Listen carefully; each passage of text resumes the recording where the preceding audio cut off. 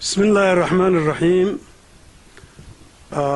مقعيقو بروفيسور قاسم شيخ إبراهيم أهنا كوحيجينكا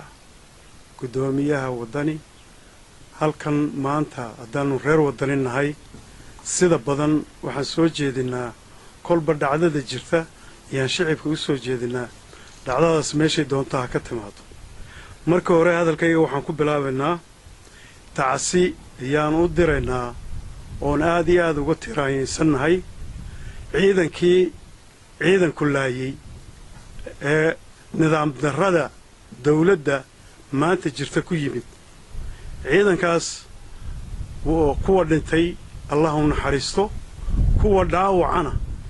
ee ragga dareyska sita laayay waxaan leenahay bal dawladdu inay dib uga fiirsato hawlaha caynkaas waxaan la yaabanahay waxa weeye qoladan RRU-da la yiraahdo police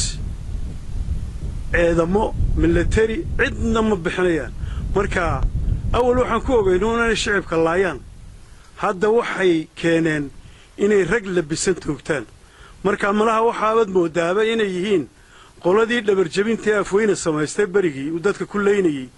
ayaabad moodaa inay u eeg yihiin dadka reer Burco waxaan leeyahay waan idin la qabnaa dhibtaas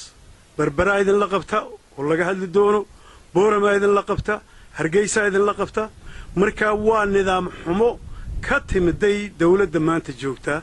maaha waxa la sheegay ee la leeyahay waa reer maaha ummaddu way og tahay inay nidaam xumo tahay marka reer Burco ha u malaynina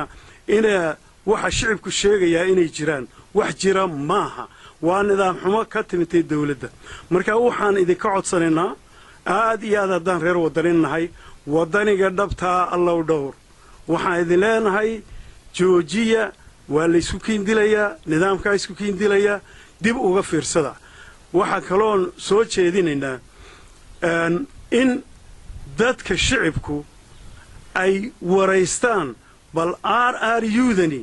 maxay u joogtaa maxay qabataa in la idin fahamsiyo way idinka la idin soo dirtay marka aanu waxaan ku soo gabagabeynayaa